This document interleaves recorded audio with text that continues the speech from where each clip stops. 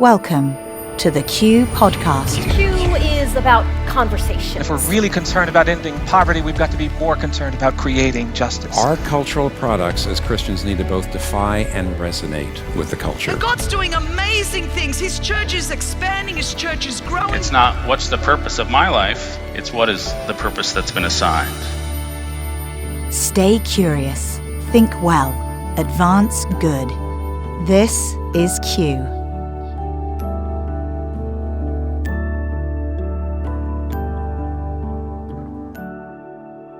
Welcome to another edition of the Q Podcast. This is kind of our Thanksgiving edition, where many people are coming around the table and they're getting ready to experience not only fellowship, but great food. And you kind of sit back and just go, man, what a week.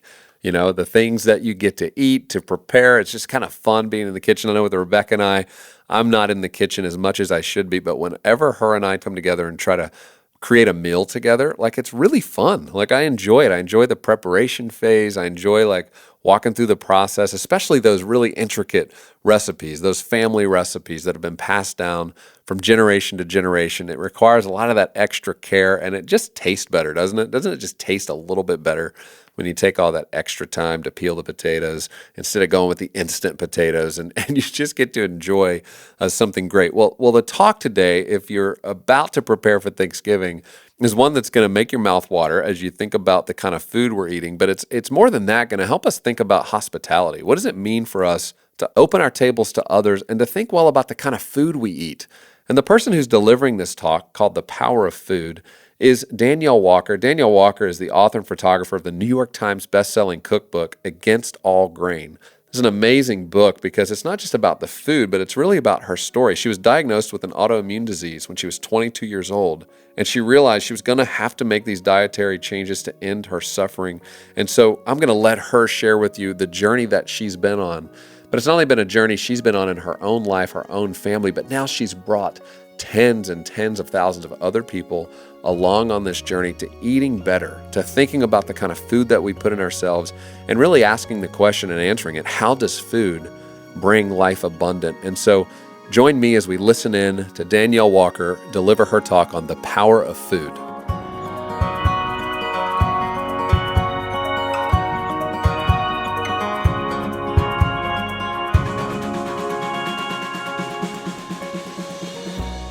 So excited to welcome my friend Danielle to the Q community. She is a dear, brilliant woman whose transformation story really took place and began on a hospital bed in Uganda. It did. In 2008.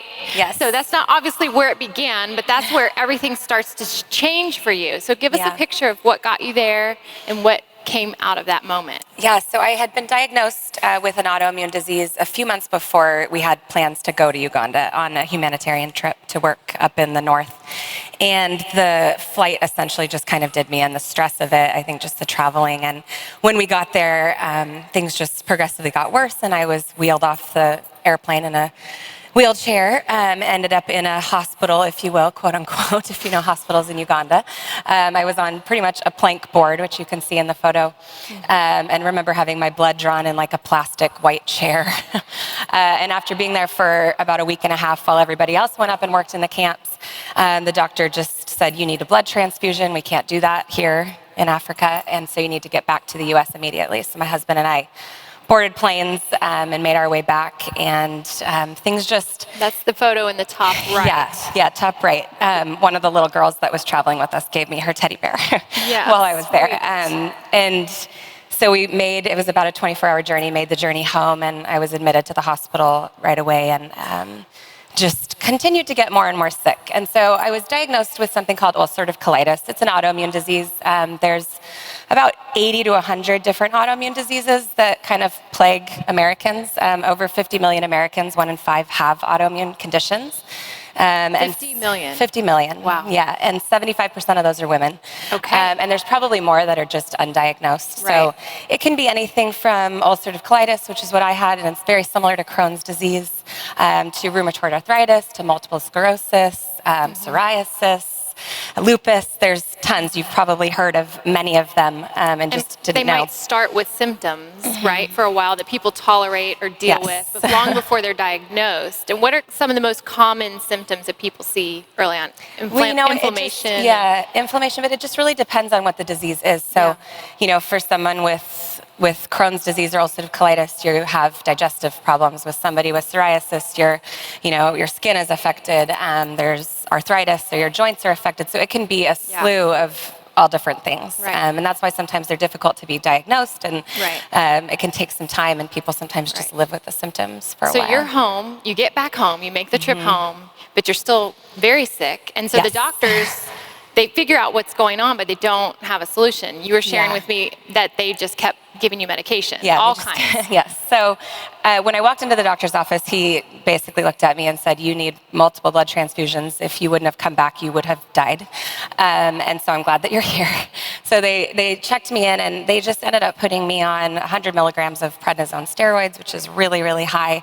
Started chatting about, either removing a portion of my colon or putting me on this lifelong medication that I'd have to go in for IV infusions every 6 weeks that would shut down my complete immune system. And so that just created a whole other slew of issues. The medications were making me so sick, I had to take medical leave from my job. Wow. I could barely get up a flight of stairs. I dropped about 30 pounds in 2 weeks. So that photo that you see there is me just completely emaciated, because part of my autoimmune condition is that my body doesn't absorb nutrients. So even though I was eating, nothing was getting absorbed. So you took matters into your own hands. You're like, I need this is not going to work. And you started researching online and reading all these testimonials of lives that were changing. And did that just inspire you, like, okay, it's time, I'm going to try this? Yeah, so I asked every single doctor that I saw, is there something that I'm eating or not getting enough of that could be affecting this? And every doctor that I saw said, diet doesn't help it, it doesn't cure it, and it doesn't cause it. Wow. So you that just was need what to the take these doctor medications. responds. Okay. Yeah, and I just didn't want to take that for an answer. I didn't want to live the rest of my life feeling like this. And I started researching online and found some chat boards. I mean, back then there wasn't much, besides chat boards. And I started hearing of some people that experienced less inflammation and saw some of their different autoimmune conditions being helped by going off of grains and dairy, and refined sugars and a few other things, which felt like the end of the world for me at first. What's Especially left? at 22, super young, grew up in an Italian family, and I was like, oh my gosh, so I have this disease that's incurable, I feel terrible, and I can't enjoy life because I can't have any food that I like.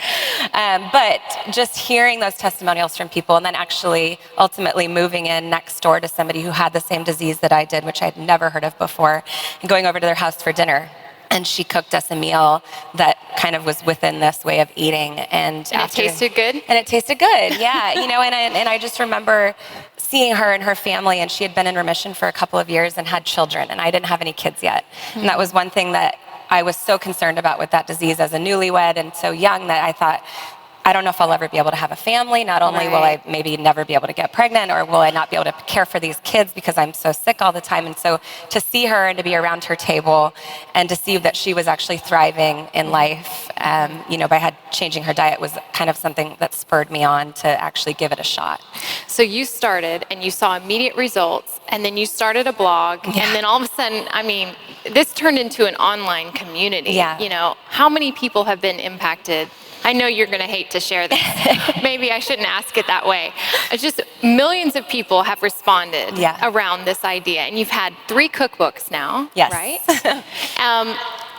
What has been just kind of the most, because here's the point, right? Calling, right? It's like how your pain becomes purpose, and you're putting that out into the world. And what has been the most encouraging part of it all? Just to see people taking that back? Yes, just to see the life transformations of people. It was really difficult for me to look back. After I did an elimination diet, within 24 hours, my symptoms improved 80%. Wow. And so after that point, it took a long time to rebuild my health, but after that point, I just said, okay, I have to stick to this. My oldest was 9 months old, and I couldn't take care of him. I was bedridden for months, and he couldn't come visit me in the hospital.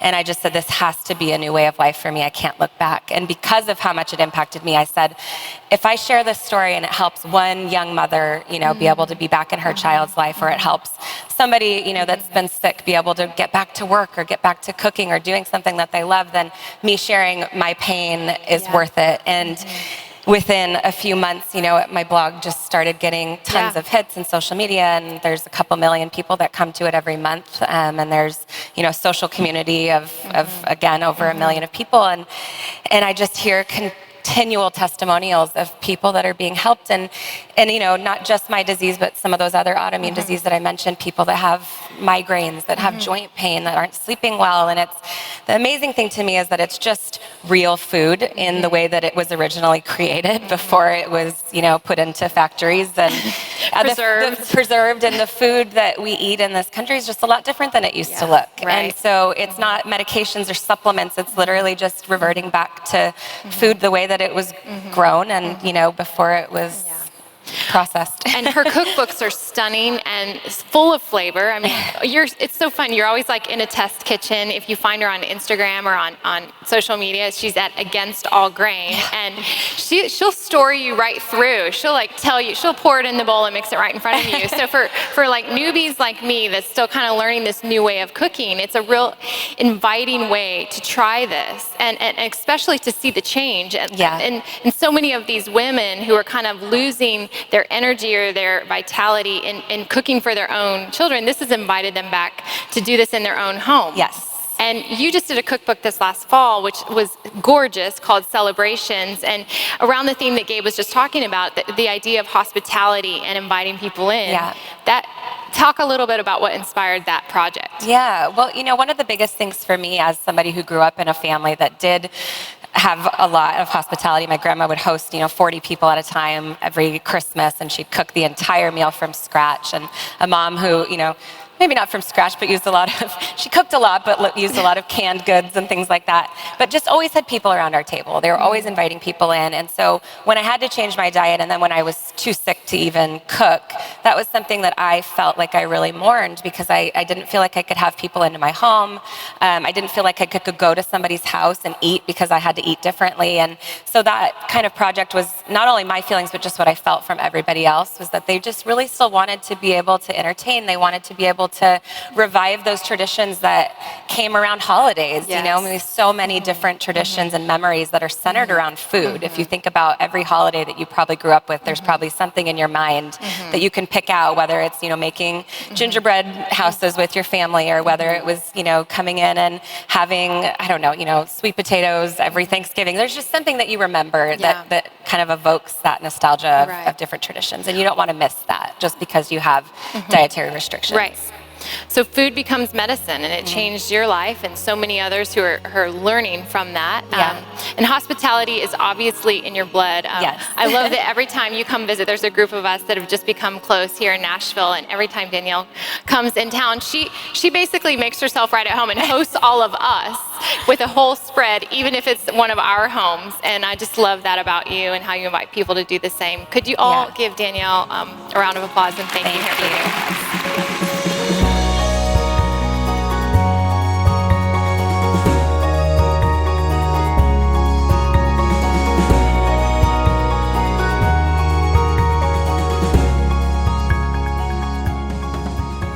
Well, I hope you enjoyed hearing from Danielle, thinking a little bit more about food, thinking about the kinds of things that we're putting in our body, how it affects us, but also thinking about hospitality. I want you to think about how the table becomes a place where we bring people together. Historically, the church has been the best at extending hospitality, at opening our doors, inviting the stranger in, sitting across the table from people we don't know that well, and through breaking bread, getting to know one another better. And we know that in America, the majority of Americans eat only one meal as a family during the work week. I mean, can you believe that? Only one meal as a family.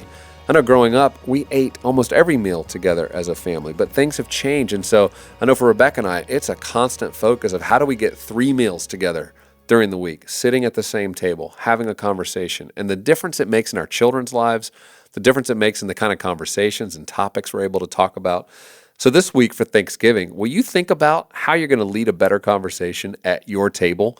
So not only about the food you eat, but I know last Thanksgiving, many talked about the debates around politics and religion, and there were some families who didn't even come together and sit together and eat together because they decided like they just couldn't be together because they disagreed on too many things. That is not American. That is not what it means to be human. That is not Christian. We need to open our tables and learn how to disagree with respect for one another, how to listen, how to seek to understand the perspective of other people in our lives. God uses all of that to shape us, to help us be smarter, more intelligent, to walk a day in someone else's shoes and to understand why they think what they believe. Don't just take the surface answer of what they think about something.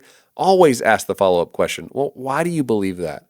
What is it in your story that's helped you come to that conclusion? And instead of trying to prove your point, instead of trying to win the argument, what if you just sat back and said, I'm just going to learn, I'm just going to listen, I'm going to just be curious. At Q, we want you to stay curious. We want you to think well. We want you to advance good. So let's let the Thanksgiving Day table be another opportunity to do that, not only with our family and friends, our closest, those who are closest to us, who sometimes can frustrate us the most, or we might feel more and more freedom to not treat them with dignity. Let's treat every person God's put around us with dignity because he cares about them. He cares also about how we treat them. And so let's treat one another. Let's lead better. Let's be the examples and models of what it means to give witness to people who understand that the image of God is in each of us, and therefore we're called to respect that and to listen. And I hope you have an incredible Thanksgiving. I hope the food is great. I hope you actually peel the potatoes. Don't do the instant ones, and enjoy your incredible Thanksgiving weekend.